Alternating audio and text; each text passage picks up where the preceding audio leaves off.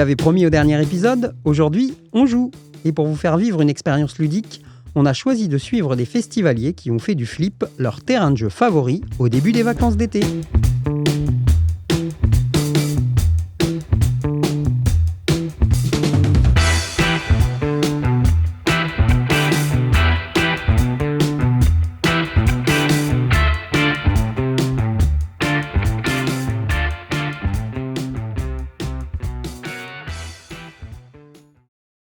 Premier jour du festival et déjà les joueurs répondent présents.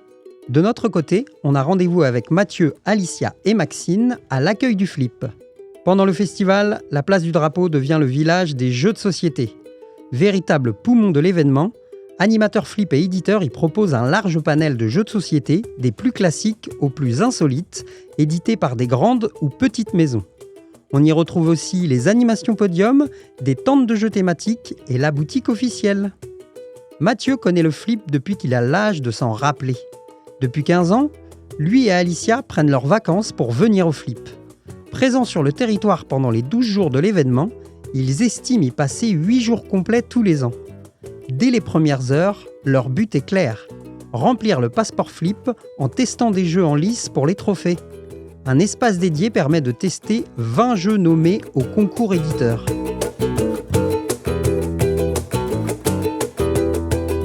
Le but du premier jour sur le flip, c'est quand même déjà de récupérer tous les papiers à l'accueil. Il y a toutes les quêtes, tous les passeports flip, voir un peu comment on va s'organiser en fait dans la semaine pour essayer de récupérer le plus de whoopies, parce qu'on va pas se mentir, c'est un peu le but quand même du flip. On regarde les nouveautés potentiellement, comment ça a été réarrangé les stands et tout. Commencer à retrouver les quelques potes qui font tout le flip et puis te mettre dans l'ambiance aussi, parce que le flip, ça veut dire c'est les vacances, donc il y a ça aussi, c'est un peu sympa quand même. Le passeport ludique, c'est une priorité parce que c'est un bon moyen de gagner des whoopies tout en jouant. Du coup, le passeport ludique, c'est les jeux des trophées éditeurs. Donc il y a 7 catégories avec 5 jeux dans chaque catégorie et il faut tester tous les jeux pour leur donner une note. Puis après, dans chaque catégorie, en plus, le flip attribue un trophée. Donc le but, c'est de tester tout ça sur la durée du flip pour pouvoir rendre notre passeport à la fin avec toutes les notes qu'on a données. Donc on remplit chacun un passeport, chaque membre de la famille. Et puis à la fin, on gagne notre whoopie. C'est important de commencer tôt le trophée flip parce qu'il y a beaucoup de jeux qui sont pas accessibles tout le temps parce qu'ils sont en majorité uniquement sur le trophée stand éditeur. Une fois qu'on a réussi à remplir notre trophée flip, c'est vrai qu'on est un peu plus cool sur les heures à laquelle on peut arriver au flip, sur quel jeu on peut choisir, sur est-ce qu'on a besoin d'un animateur pour nous expliquer ou pas. Donc voilà, on s'y prend tôt parce qu'on sait que c'est long à remplir.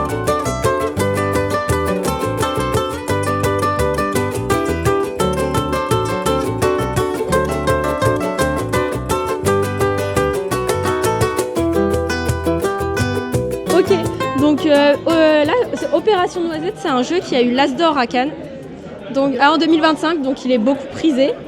Le but du jeu, c'est de ne pas réveiller la belette. Et pour ça, vous avez des noisettes, parce que la belette, elle fait des provisions de noisettes. Vous allez lancer le dé vert. Donc vous allez prendre une noisette verte et vous allez la mettre dedans comme ceci. Oh, est-ce que vous avez entendu le bruit ? Elle est tombée sur la table. Quand vous entendez ce bruit, ça veut dire qu'on a réveillé la belette. Et du coup, on enlèvera une feuille. S'il n'y a plus de feuilles, c'est perdu. Si vous avez plus de noisettes, c'est gagné. Donc, chacun votre tour, vous allez lancer le dé. Il y a le coup de vent. Le coup de vent, du coup, l'arbre, il va bouger, etc. Et vous allez le tourner. Il y a des noisettes dedans, il faut faire attention. Si ça tombe, une feuille en moins. Mais il y a des petits jokers, les oiseaux. Les oiseaux, c'est avant votre tour, vous allez pouvoir le mettre sur une feuille. Vous allez lancer le dé, mettre une petite noisette dedans. Si elle tombe, c'est tranquille. L'oiseau, vous n'allez pas pouvoir, vous ne devez pas enlever de feuilles. Et l'oiseau, après, il faudra l'enlever. Est-ce que c'est clair ou pas ? L'oiseau, il faut qu'on pose, bien sûr, avant de lancer le dé. Oui, avant de lancer le dé. Okay. Et vous vous mettez d'accord, vu que vous jouez tous ensemble contre la belette, pas le mettre ensemble. C'est clair ou pas ? C'est plutôt clair. Vous n'avez pas de questions ? Il est temps pour la petite famille d'aller se dégourdir les jambes. Direction le village des enfants. Cette année, Maxine souffle ses 9 bougies. Et même si elle arrive à l'âge limite conseillé pour cet espace, elle y trouve encore son compte.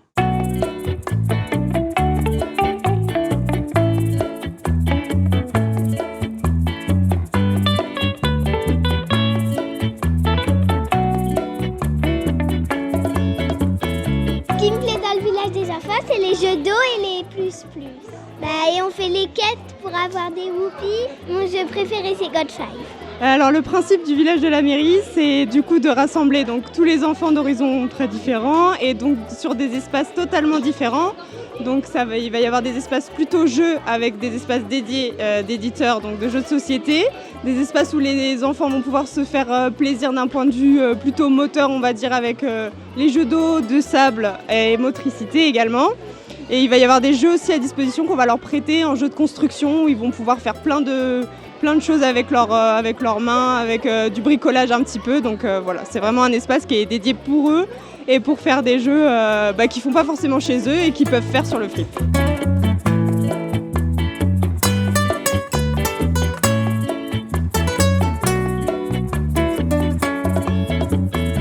Le meilleur moyen d'en découvrir un maximum sur le festival est de se lancer dans les quêtes du flip.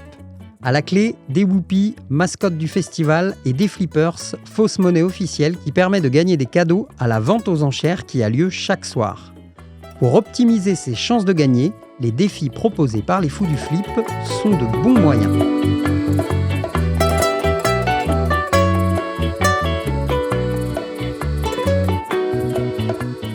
Les quêtes, du coup, on prend les petits fascicules à l'entrée. Il y a plein de petites actions à faire. Aller sur un tel stand, faire une animation avec les animateurs. Les plus, là, on a été faire une belle structure en plus.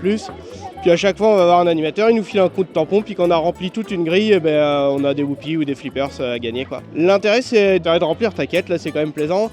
Ça permet de se balader sur tout le festival. Ça donne une direction en fait sur la visite du flip, ça permet de découvrir tous les endroits, de faire toutes les activités, parce que c'est vrai que le festival est vachement grand, donc des fois ça peut être pas mal d'avoir une petite direction, des pointeurs pour essayer d'aller aux bons endroits. Il y a plusieurs niveaux de difficulté, on commence à les quêtes vertes jusqu'à la quête noire. On fait les 1 ou 2 quêtes en général par flip, parce que jusqu'à 10 ans c'est un peu compliqué. À partir de 10-12 ans, si t'es ok pour que tes gamins aillent se balader un peu sur le festival et aillent titiller les animateurs et tout, là ils peuvent commencer à passer une bonne après-midi, aller faire toutes leurs quêtes, chercher tous les animateurs qui leur proposent tous les trucs pour avoir tous leurs coups de tampon. Et ouais, ça permet de vachement occuper les enfants quand même, c'est vraiment pas mal. Puis en tant qu'adulte, tu te prends aussi au jeu des fois quand même. T'as envie d'avoir tes petits coups de tampon puis d'avoir ton petit whoopie pour rentrer à la maison, quoi.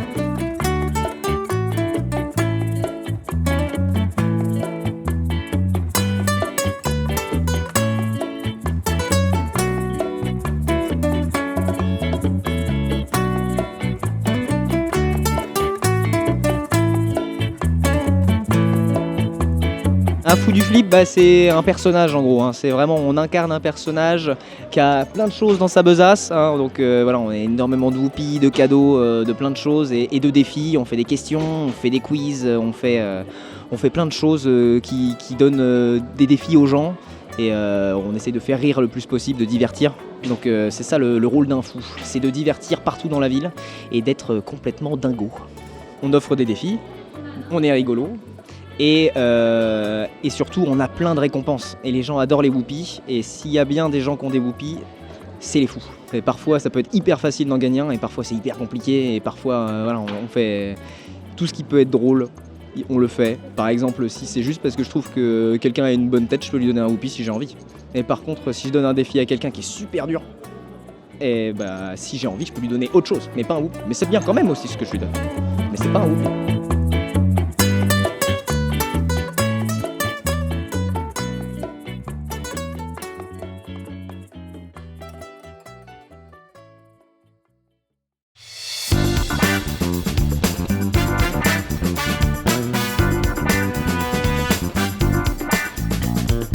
Pour ses 40 ans, le flip a transformé la place du château en village anniversaire. Avec ses 12 rendez-vous ludiques, c'est The Place to Be pour célébrer des jeux qui ont marqué son histoire ou qui ont été primés au fil des éditions. Chaque jour à 16h, le lieu accueille les duels du château. Au programme, des tournois autour des grands classiques comme Abalone ou Tactique. En plus de cet espace dédié, une soirée anniversaire, des jeux de piste dans toute la ville et l'exposition rétrospective 40 ans du flip, la partie continue qui retrace 40 ans d'aventures ludiques à travers les temps forts qui ont marqué le festival. Une des animations phares des premières années, a aussi marqué cette édition anniversaire avec sa version XXL. Le plus grand casino fantoche du flip, connu sous le nom de Casinol, a permis aux festivaliers de bluffer jusqu'au bout de la nuit.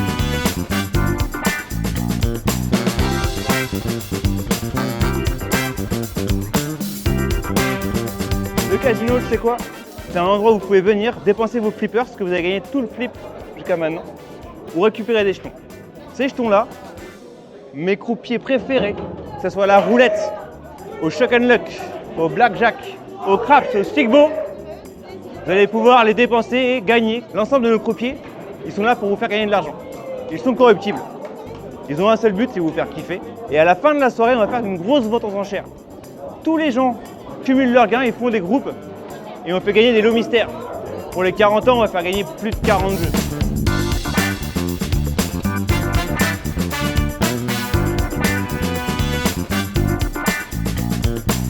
Au casino, ouais, l'ambiance c'est vraiment fun. Il y a une petite mise histoire de dire, mais c'est vrai qu'on joue pour le fun. Les croupiers sont excellents, ça change les règles un peu dans tous les sens pour mettre un peu de diversité, pas qu'on s'ennuie. On va pas rester jusqu'au bout de la nuit, donc là c'est bien. Du coup on sait qu'on va aller flamber les quelques gains qu'on a eu avant de partir et ça va encore faire monter un peu l'excitation. Puis en général quand les croupiers voient quelqu'un qui arrive pour flamber, là, ça joue le jeu, ça fait le show, c'est rigolo quoi.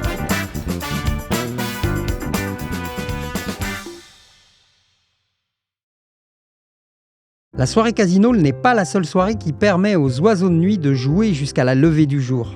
Le village réel et Parallèle ludique sont des hauts lieux de jeux nocturnes rythmés par des jeux de plateau, des jeux de rôle, des killers et des murders.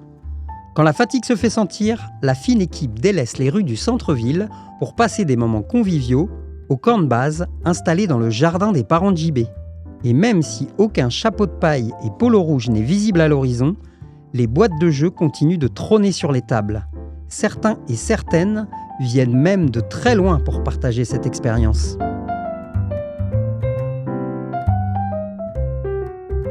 Originellement, je suis de Parthenay, mais en ce moment, j'arrive du Québec où je suis installé depuis bientôt 15 ans. J'ai amené avec moi plein d'amis québécois avec qui je fais toujours beaucoup de prosélytisme pour le festival. Certains sont venus il y a 5-10 ans et là, j'en ai ramené 9 de plus dans les bagages cette année.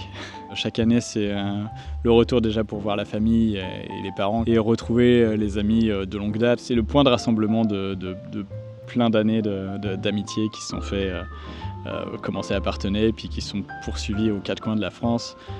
J'ai des amis avec qui je suis amis depuis plus de 15 ans et qui viennent ici maintenant au festival et qui font presque partie de la famille. Ils viennent chaque année ici. Ça fait un peu l'auberge espagnole, on se retrouve les copains, des nouvelles têtes tous les ans qui viennent du Québec ou d'ailleurs, et puis c'est vrai qu'on rencontre plein de gens, des passionnés de jeux. Là, on a un lieu qui est quand même hyper cool, hyper bienveillant et puis hyper chaleureux pour faire des jeux quoi. Donc c'est les vacances, le flip quoi. C'est de l'ordre de 25 à 35 personnes par repas, fait que c'est quand même une petite logistique à gérer. On fait un petit pot commun, tout le monde met un peu de sa poche dans la cagnotte, on va faire les courses en groupe par-ci par-là, puis c'est ça, on a mon cousin qui est le chef cuistot qui s'occupe de planifier les repas et de nous préparer ça pour qu'on puisse passer du temps à jouer au lieu de préparer la popote. Avec JB on se connaît depuis le lycée, donc maintenant qu'on a un certain âge, ça fait plus de 20 ans qu'on traîne ensemble, 25 ans même maintenant qu'on traîne ensemble et on a grandi aussi, maintenant il y a la nouvelle génération, les petits et tout, ça met de la vie, ça met une autre organisation aussi, mais ça permet de transmettre aussi. Ça s'arrête jamais. En l'occurrence pour moi c'est la profession aussi, là. Je possède un magasin de jeux à Montréal et puis c'est le flip qui m'a mis le pied à l'étrier dans le monde du jeu depuis l'enfance. C'est à la fois jouer sur le festival, jouer à la maison, en même temps rencontrer des éditeurs, voir les nouveautés, faire un peu de prospection pour le magasin ou voir les nouveautés qui sont sorties en France puis qui ne sont pas encore arrivées en Amérique du Nord. Je fais plus beaucoup de professionnels maintenant et beaucoup plus de rencontres ludiques pour s'amuser. Le flip est un prétexte qui nous attire tous jusqu'ici, mais il n'y a pas une année où on ne va pas sur le flip. Il y a quelques années, c'était des fois un peu plus compliqué en fonction du temps ou de l'énergie de se déplacer d'ici jusqu'à Parthenay, mais le flip reste au cœur de la raison pour laquelle on est là. Et le festival, chaque année, a des nouvelles activités et il y a de plus en plus d'enfants parmi nous qui veulent y aller en plus, fait que ça motive toute la troupe à bouger. Il y a des moteurs de jeu ici, des gens qui lancent des parties rapidement sur place et puis on en a d'autres qui disent « on va au flip ». Avec cet épisode, vous venez de vivre une expérience ludique. Mais ce n'est pas la seule. Au gré des envies, l'expérience flip peut être différente. Avec tous ces villages, ces animations de rue, ces tournois en tout genre et ces boutiques éphémères tenues par des éditeurs, le flip reste un endroit unique où la pratique du jeu n'a pas de limite. Définitivement, on sera là l'année prochaine. On sera là pour toutes les prochaines éditions et on continue à soutenir le festival et on aime ça. Bah, c'est les vacances, quoi. Donc ouais. Poser les congés début juillet tout le temps. Dans notre prochain épisode, on vous expliquera pourquoi le Festival ludique et international de Parthenay est un événement essentiel pour tous les acteurs du jeu. À très vite!